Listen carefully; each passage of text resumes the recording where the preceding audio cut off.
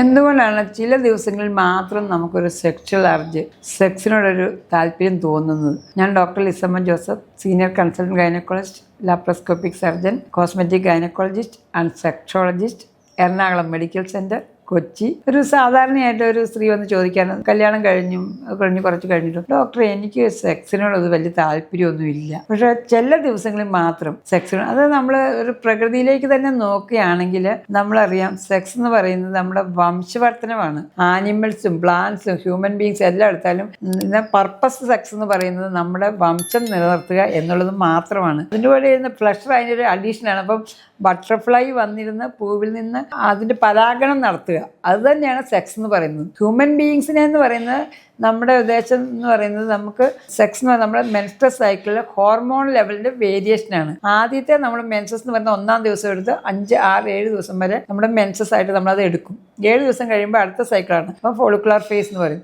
അപ്പോൾ ആ സൈക്കിളിലേക്ക് വന്ന് കഴിയുമ്പോഴേക്കും നമുക്ക് ഈസ്ട്രജൻ ലെവൽ കൂടി വരും. ഇപ്പോൾ ഈസ്ട്രജൻ ലെവൽ കൂടിയിട്ട് ഓവുലേഷൻ എന്ന് പറയുന്നൊരു സാധനമുണ്ട്. ഓവുലേഷൻ എന്ന് പറഞ്ഞാൽ അണ്ടം പുറത്തേക്ക് വരിക എന്നുള്ള. ആ ഓവുലേഷൻ സമയത്ത് നമ്മുടെ വംശം നിലനിർത്താൻ വേണ്ടി അണ്ടവും സ്പേമും കൂടെ ജോയിൻ ചെയ്യണം. അണ്ടവും സ്പേമും കൂടെ ജോയിൻ ചെയ്യണമെങ്കിൽ നമുക്കൊരു താല്പര്യം ഓപ്പോസിറ്റ് സെക്സിനോട് വേണം. അതുകൊണ്ടാണ് ആ ഈസ്ട്രജൻ ലെവൽ പീക്കായിട്ട് നിൽക്കുന്ന ഓവുലേഷൻ ടൈമിൽ മാത്രം നമുക്കൊരു അർജ് ഉണ്ടാകുന്നത്. ആ സമയത്ത് മിക്കവാറും ഒരു മാസം ഓൾമോസ്റ്റ് 2 ആയിട്ടായിരിക്കും. മെൻസസിൻ്റെ 14th ഡേ അല്ലെങ്കിൽ 10 തുടങ്ങി 20 ദിവസം വരെയാണ് ഈ ഓവുലേഷൻ എന്ന് പറയുന്നത്. ആ സമയത്ത് മാത്രമേ സെക്സൽ അർജ് ഉള്ളൂ. കാരണം ഈ മെൻസസിൻ്റെ സമയത്ത് തന്നെ നമ്മളെ സെർവിക്സിൽ ഓവുലേഷൻ ടൈമിൽ നല്ല ലൂബ്രിക്കേഷൻ ആയിരിക്കും. ഒരു 10 സെൻറ്റിമീറ്റർ തിന്നായിട്ടുള്ള ഡിസ്ചാർജ് ആയിരിക്കും. അത് കഴിയുമ്പോൾ ഓവുലേഷൻ കഴിയുമ്പോൾ ഇനി അത് വേണ്ട, സെക്സ് വേണ്ട. അത് നമ്മളൊരു കട്ടിയുള്ള മ്യൂക്കസ് സെക്രീഷൻ പോലെ അടച്ചു വെക്കും. എന്തുകൊണ്ടാണ്? ബീജം അകത്ത് ചെയ്ത് കഴിഞ്ഞ് അണ്ടവും ബീജവും കൂടെ ചേർന്ന് കഴിഞ്ഞാൽ ഒരു മില്യൺസ് ഓഫ് ബീജമാണ് ഈ ഓരോ അടത്തെ വന്നിങ്ങനെ കുത്തിക്കൊണ്ടിരിക്കുന്നത്. ഒരു ബീജം മാത്രമേ അകത്ത്, അത് കഴിഞ്ഞാൽ അത് ക്ലോസ് ചെയ്യും, വാതിൽ അടച്ചെന്ന് പറയും. വേറെ ഇനി ഒറ്റ സ്പേമോ അണുക്കളോ വരാതിരിക്കാൻ വേണ്ടി ഗർഭാതിൻ്റെ വാതിൽ അടച്ചു വെക്കും. അപ്പം കട്ടിയുള്ള മ്യൂക്കസ് ആയിട്ടുള്ളൊരു സെക്രീഷൻ ആയിരിക്കും. അത് പ്രൊട്ടക്ഷനാണ്. എൻ്റെ കുഞ്ഞിനെ ഞാൻ തന്നെ കവർ ചെയ്യുക. അത് കഴിഞ്ഞ് നമുക്ക് അറിഞ്ഞൊന്നുമില്ല. പിന്നെ നമ്മൾ അടുത്ത പ്രഗ്നൻ്റ് ആയില്ലെങ്കിൽ നമ്മൾ അടുത്ത മെൻസസ് 20th ഡേയിൽ താല്പര്യം പോലെ മെൻസസ് വരും. പിന്നെ നമ്മൾ അടുത്ത മെൻസസ് കഴിഞ്ഞു അടുത്ത ഓവുലേഷൻ വരുമ്പോൾ നമുക്കൊരു അർജുണ്ട്. അപ്പം ഞങ്ങൾ അതുകൊണ്ടാണ് പറയുന്നത്, നിങ്ങൾക്ക് തന്നെ ഒരു ഓപ്പോസിറ്റ് സെക്സിനോടൊരു അട്രാക്ഷൻ വരിക.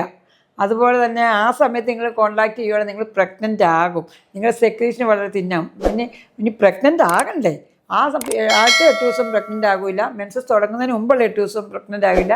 സെൽഫായിട്ട് പ്രൊട്ടക്റ്റ് എടുത്തു കഴിഞ്ഞാൽ നിങ്ങൾ പ്രഗ്നൻ്റ് ആകുന്നത്. That is natural culture method എന്ന് പറയുന്നത്.